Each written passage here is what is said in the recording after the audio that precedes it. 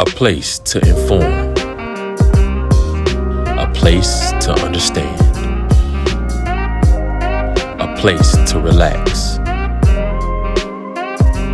Welcome to the Break Room.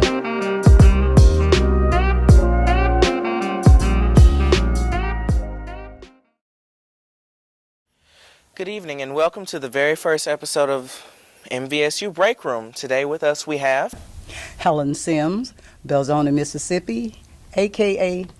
the Old Storyteller. And I'm Jaheim Wilder. I am a transfer student. I'm in mass communications with the emphasis in speech and a minor in broadcasting. And I am your host, Jatarian Evans, but I go by Mark. I am a public policy major and my minor is in mass communications. And I would like to know a little bit about your story. Can you tell me about the museums that I've heard that you started around the state? The museums was started because at the time when I was very young, I did what they call a migration in my youth. I went to Chicago, Illinois to go to school there because my mom thought it was an opportunity to get me away from the deep South and to expose me to more culture, more things, and a better life than the one that she presently had for me in the state of Mississippi. I went to Chicago at the age of 13 years old. I started school there only to be criticized, ostracized. Mississippi hick, dirt roads, snuff dipper, outdoors toilets, colloid lamps. And I had to respond because I was being bullied because I was from the South, a Southerner, and a youth in among my own people who actually came from Mississippi. So they had just as much Mississippi heritage or Mississippi history as I did. But because I was freshly from Mississippi, my nieces, nephews, and cousins in related felt like that while I was in school, they could call me the things that we once was before we became who we were at that present time. So that being said, I kept being bullied every day at school about being from Mississippi, outdoor toilets and all that kind of stuff, to where the point I told my mom, listen, if this is what it's going to be like to come to the North, to be treated the way that I'm being treated and bullied by the students, and some of these are my own relatives because I'm from the South, I want to come home. So that year I did come home. And years later, to speed the story up because it's a long one, years later as an adult with 3 children going back to Chicago, another phase of migration in my life, going back to Chicago, looking for something better, just to find when I put my children in school that they were faced with the same stigma that I had to encounter when I was in school. And I was fussing up a storm that day. And my auntie came out, girl, what's wrong with you? What are you saying? I said, Auntie, when I was young, I came here to Chicago. And they talked about me because I was from the South. And now, married with 3 children, back to Chicago, looking for a better life and living for my children, for them to encounter the same atmosphere that I did. She said, Helen, you know, you're right. But there's nothing going on in the state of Mississippi to say who you are. Mississippi don't have a civil rights museum. Mississippi don't have anyone that is willing to stand up in this day and time and tell your story like Reverend George W. Lee, the people that died for the civil rights struggle. She said, when you talk about Mississippi, people from other places know more about your history than you do in the state of Mississippi. So why are you so upset about straightening out your story when you're not trying to straighten it out from Mississippi perspective? And I made myself a promise. If I ever go back home to Mississippi, I will tell our story. I won't compromise it, but I'll tell the truth. And if nobody else will do it, I certainly will do it myself. And years later, I came back to a Mississippi that still was not telling our story.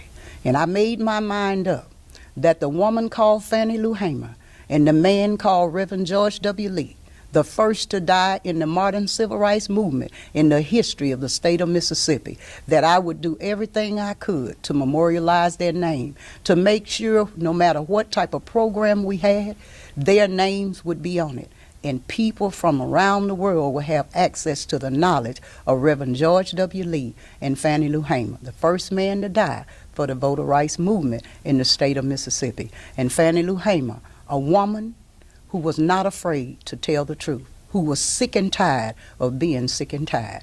And my journey began.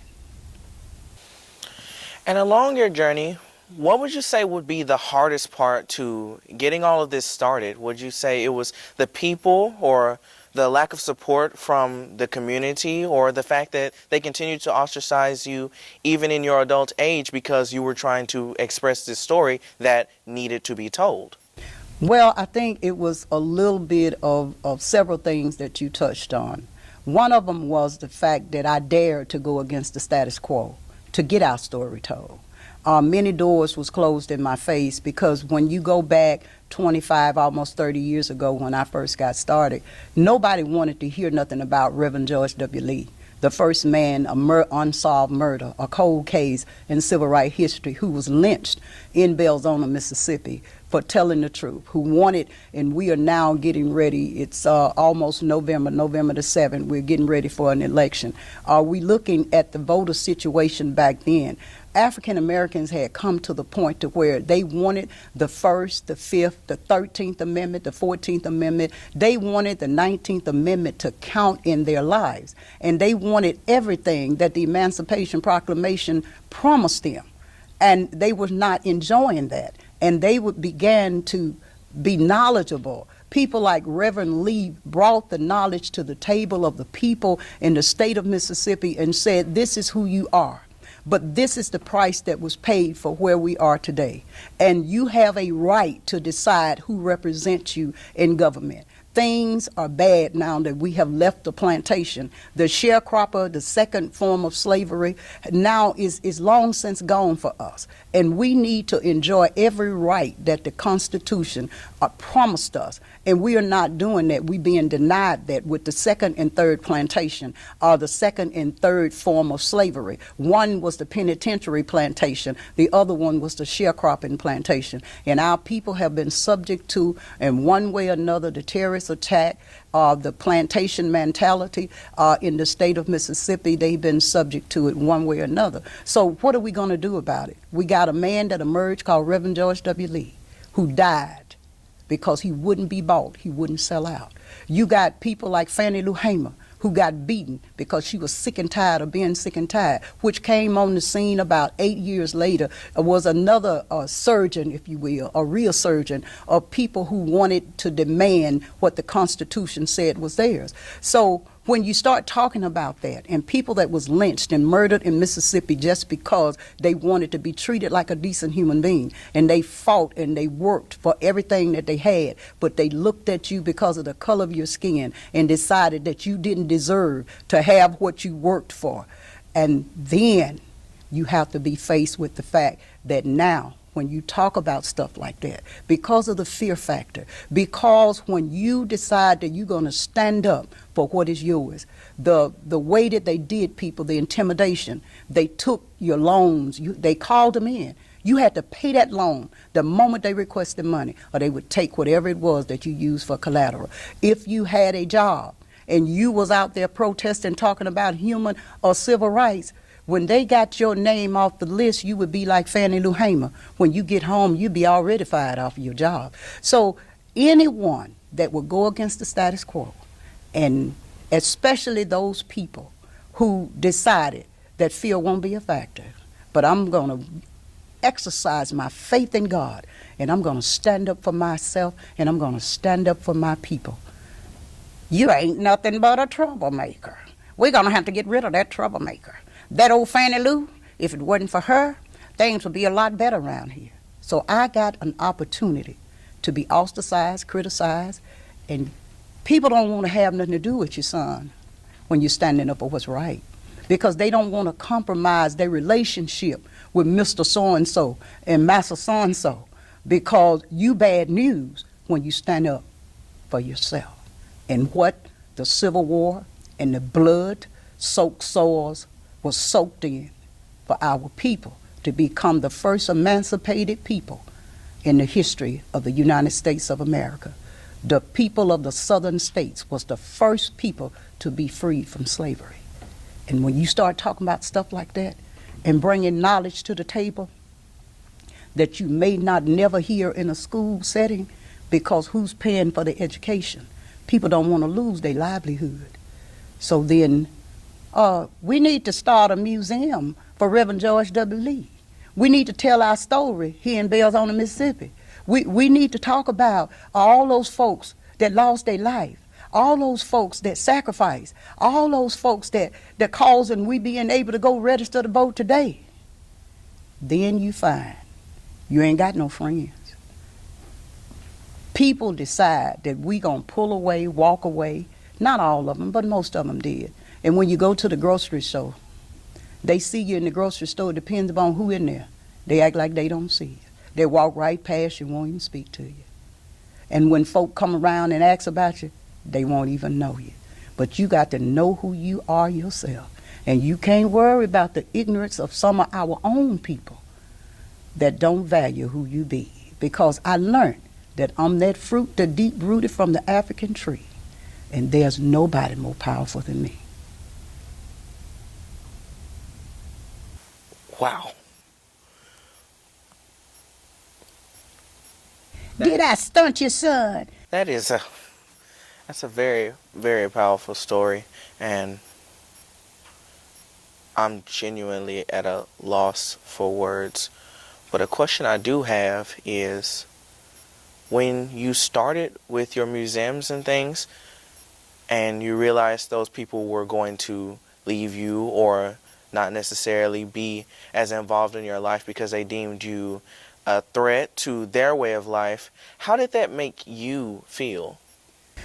Well, you have to have, like, I think Reverend George W. Lee, just listen to the titles in general.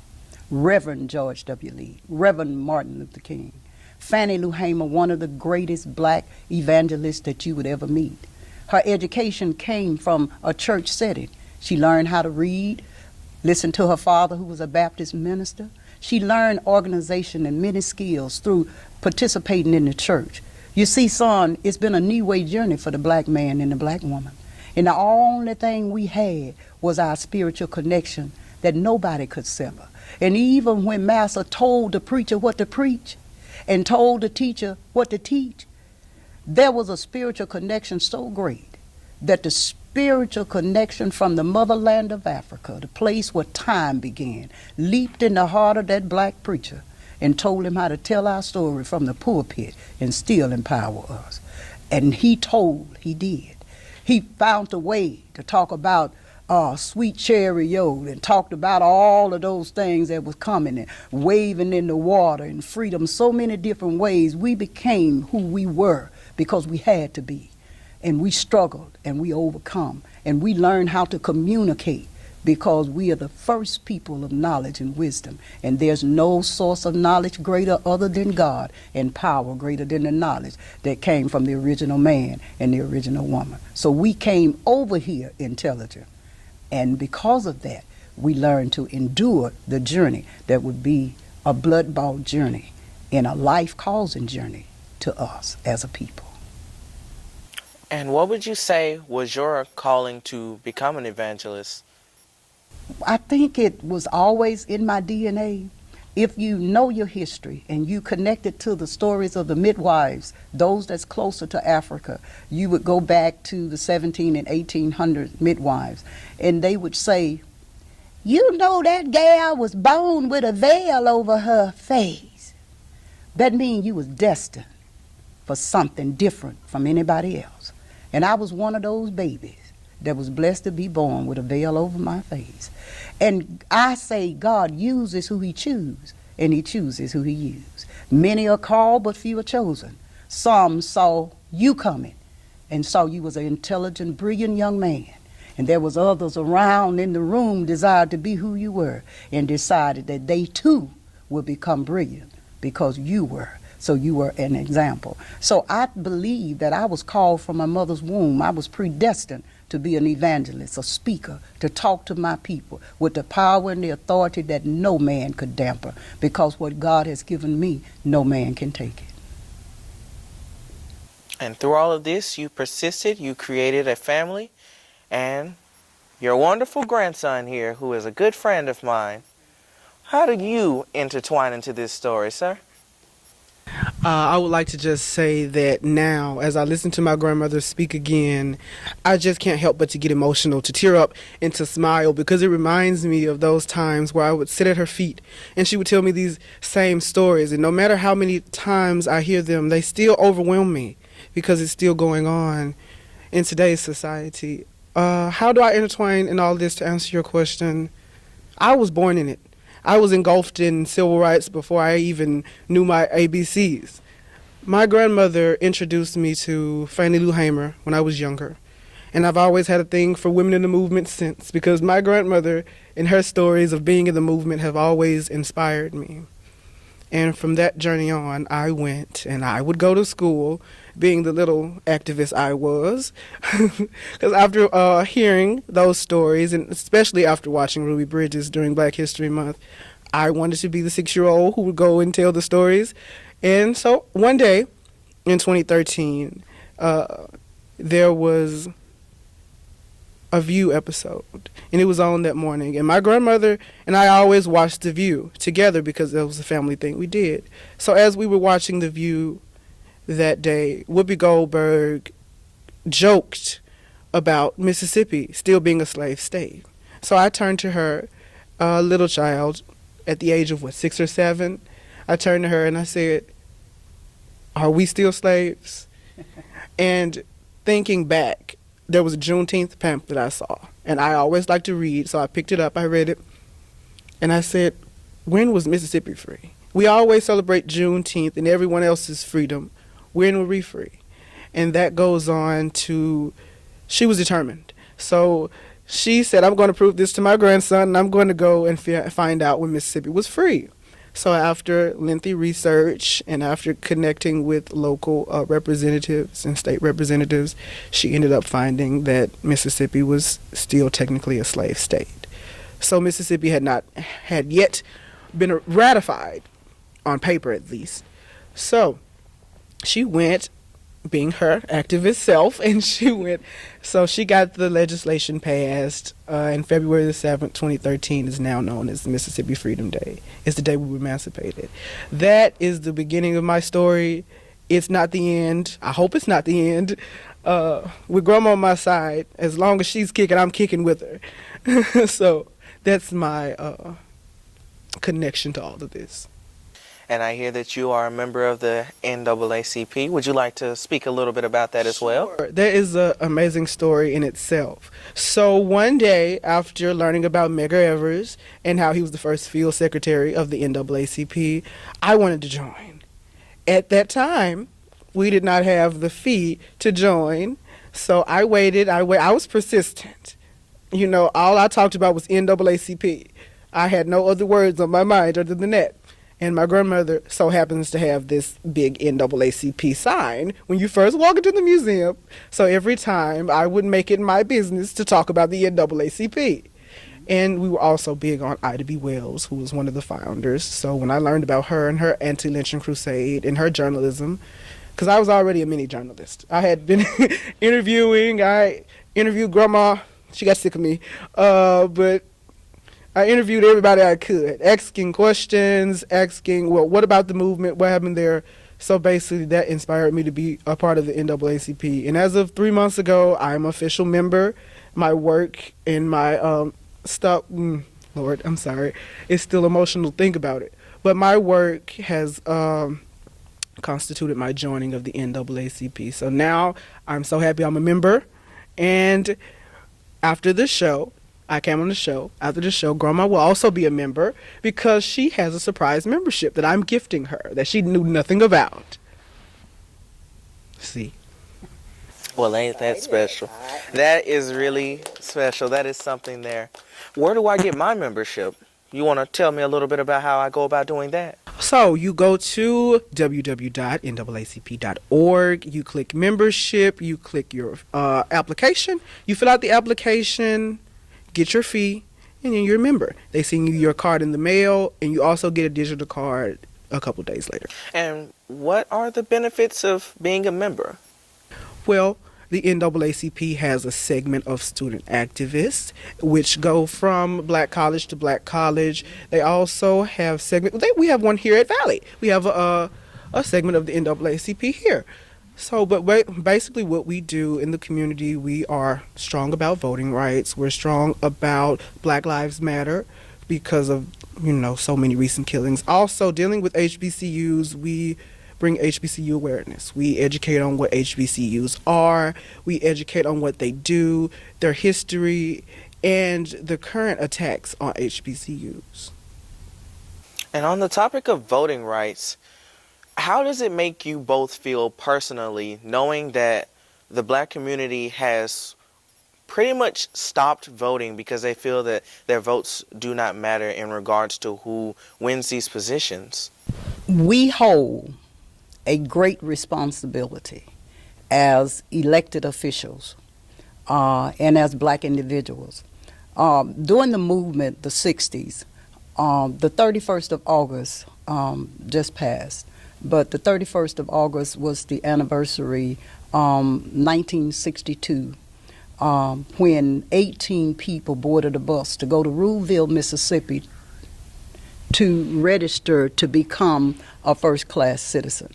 Fannie Lou Hamer was one of those 18 people that went, and then making it back to the plantation, she was able to recognize something in our people that even today we see, that they were willing to go on, because that night when she got back to the plantation, she found that she had lost her job.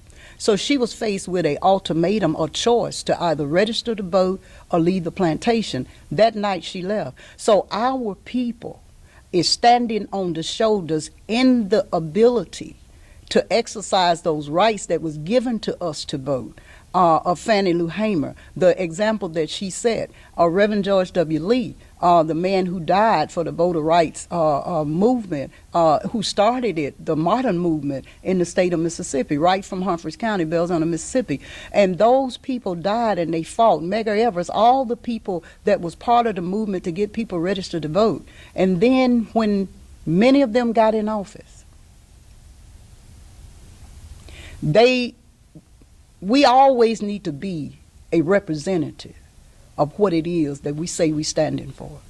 And when we as a people begin to lose the favor of the people because of our character and the way we project and reflect and carry ourselves, and you find so many young men and women saying, because remember, they thought that a black man would be able to be the president of the United States, but it didn't start there. They first had to have the ability to exercise those rights that was given to them to vote in the first place. So they fought for those rights to give you, to put people of your choice. Fannie Lou Hamer said she wanted somebody in office that represented her, somebody that knew what it was like to be hungry. Well, now you're going to put those people in office. They need to represent you. They need to stand as men and women of integrity, or they pay the price for young men and young women saying, ain't no need of me going down there voting no way, because they going to do what they want to do. And people like Fannie Lou Hamer, Reverend George W. Lee, and many more civil rights activists that marched, tear gassed, Lewis, all of these people that was beaten for your right to vote, and you get in office and misrepresent that to where you start talking to young people and they saying they doing what they want to do anyway. They not representing us no way. And this is the attitude that many of them have.